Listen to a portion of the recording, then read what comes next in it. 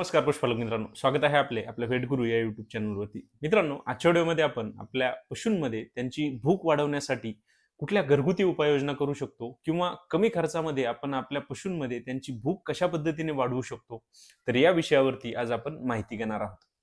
मित्रांनो, आपल्याला आपल्या या व्यवसायामध्ये बऱ्याच वेळा असे पाहायला मिळते की आपल्या पशूंमध्ये जर त्यांना कुठल्याही प्रकारचा आजार त्या ठिकाणी झाला, तर आपल्या पशूंची सर्वात पहिले जे काही लक्षण आहे तर ते म्हणजे त्यांची भूक कमी होते. तसेच आपल्या पशूंमध्ये चारा बदल जर त्या ठिकाणी झाला तर त्या ठिकाणी सुद्धा आपल्या पशूंची भूक कमी होते. आपल्या पशूंच्या शरीरावरती कुठल्याही प्रकारचा तणाव आला तर त्या ठिकाणी सुद्धा आपल्या पशूंमध्ये त्यांची भूक कमी झालेली आपल्याला पाहायला मिळते. त्यासोबतच आपल्या पशूंमध्ये त्यांची प्रसूती झालेली असेल तर त्या ठिकाणी सुद्धा आपल्या पशूंमध्ये त्यांची भूक कमी झालेली पाहायला मिळते. किंवा वातावरण बदल झालेला असेल तर त्या ठिकाणी सुद्धा आपल्या पशूंमध्ये त्यांची भूक कमी झालेली आपल्याला पाहायला मिळत असते. मग त्या ठिकाणी मित्रांनो, आपण कुठल्या उपाययोजना करायच्या की ज्यामुळे आपल्या पशूंमध्ये त्यांची भूक वाढवण्यासाठी फायदा होईल किंवा आपल्या पशूंमध्ये जर त्यांना कुठलाही आजार झालेला असेल तर तो दूर करण्यासाठी त्या ठिकाणी आपल्याला चांगला फायदा पाहायला मिळेल. तर या विषयावरती आज आपण माहिती घेणार आहोत. मित्रांनो, व्हिडिओला सुरुवात करण्याआधी आपल्याला एक विनंती आहे, आपण जर चॅनलवरती नवीन असाल तर चॅनलला सबस्क्राईब करा. आपल्याला जर व्हिडिओ आवडला तर व्हिडिओला लाईक करा आणि आपले जे पशुपालक मित्र आहेत त्यांना देखील व्हिडिओ नक्की शेअर करा. मित्रांनो, प्रथमतः आपण पाहूया की आपल्या जनावरांची ज्यावेळेस भूक कमी होते तर त्या ठिकाणी आपल्याला आपल्या जनावरांमध्ये कुठल्या समस्या या उद्भवू शकतात. तर यामध्ये मित्रांनो, आपल्या पशूंची ज्यावेळेस भूक कमी झालेली असते तर त्यावेळेस त्यांचे वजन घटलेले असते, त्यांच्या शरीरामध्ये थकवा आलेला असतो, त्यांच्या शरीरामध्ये त्यांना कमजोरी जाणवत असते.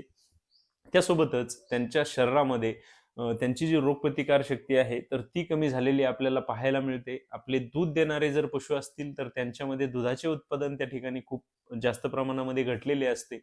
आपल्या पशूंमध्ये त्यांना पोटासंबंधित समस्या आपल्याला पाहायला मिळत असतात. यामध्ये पोट फुगण्याच्या असतील, ॲसिडिटीच्या असतील, यांसारख्या समस्या त्या ठिकाणी पाहायला मिळू शकतात. आपल्या पशूंमध्ये त्यांना गर्भधारणेच्या समस्या पाहायला मिळू शकतात. त्यांचा माज येण्याचा जो काही कालावधी आहे तर त्यामध्ये आपल्याला समस्या पाहायला मिळू शकतात. त्यांची गर्भधारणा होण्यासाठी त्या ठिकाणी अडचणी पाहायला मिळू शकतात.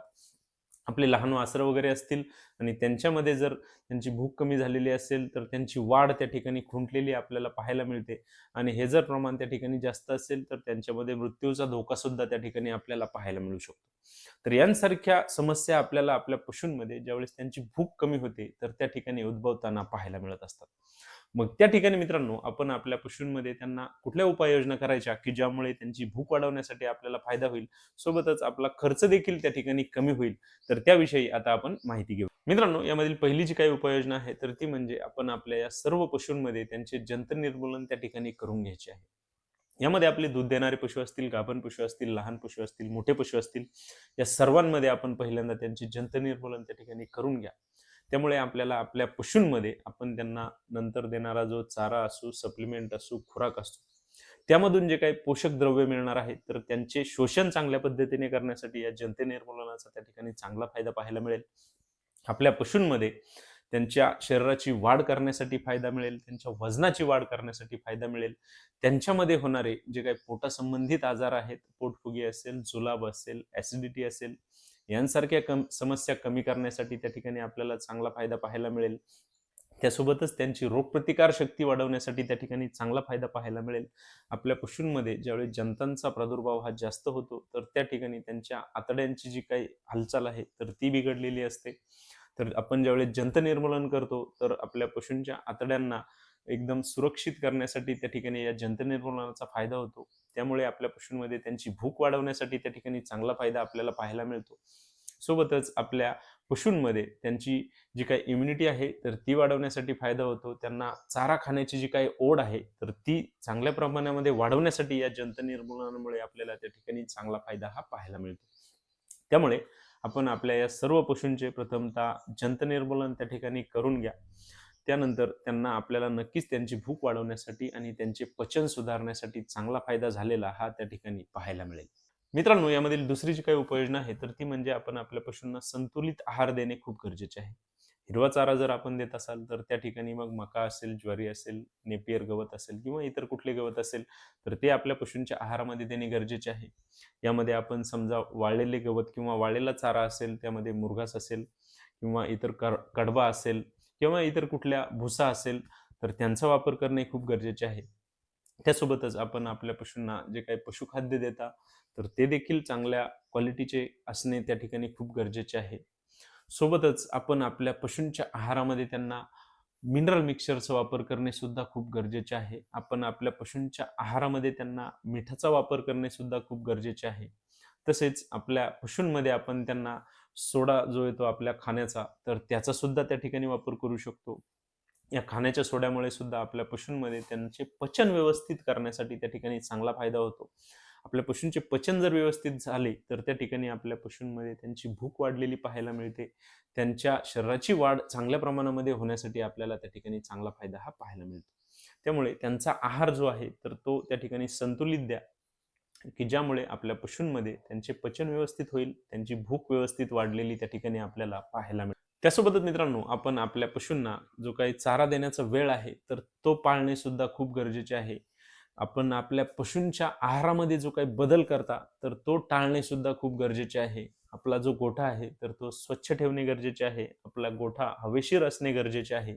आपल्या पशूंच्या शरीरावरती कमीत कमी तणाव त्या ठिकाणी येईल याची काळजी घेणे सुद्धा खूप गरजेचे आहे.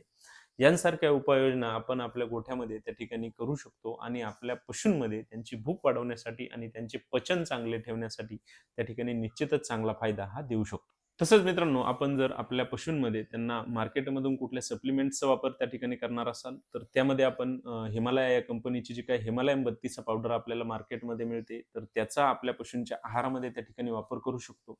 ही एक आयुर्वेदिक पावडर त्या ठिकाणी असल्यामुळे या पावडरचे आपल्याला कुठल्याही प्रकारचे साइड इफेक्ट आपल्या पशूंमध्ये पाहायला मिळत नाही.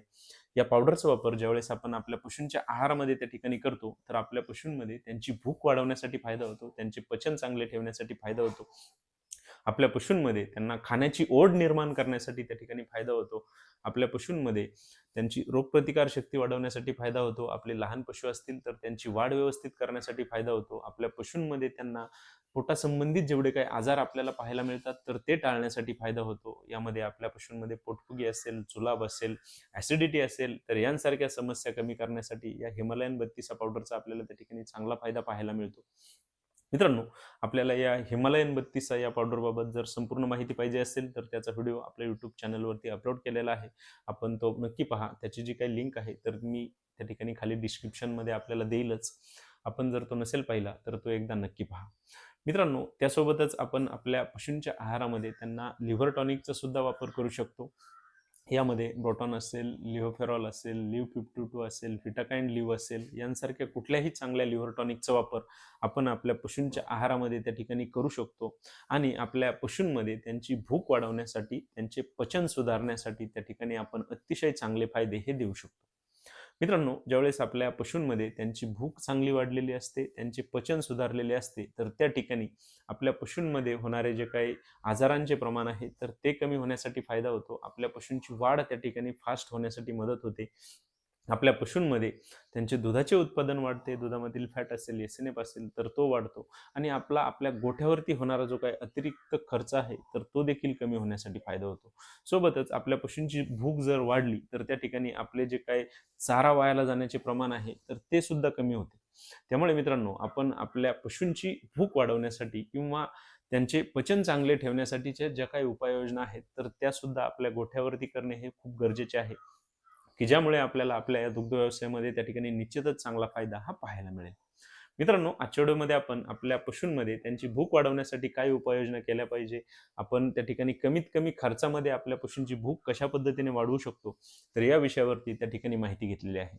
मित्रांनो, आपल्याला जर आजचा व्हिडिओ आवडला असेल तर व्हिडिओला लाईक करा. आपण जर चॅनलवरती नवीन असाल तर चॅनलला सबस्क्राईब करा आणि आपल्याला जर कुठल्याही प्रकारच्या शंका असतील तर कमेंट बॉक्समध्ये मला नक्की कळवा. धन्यवाद.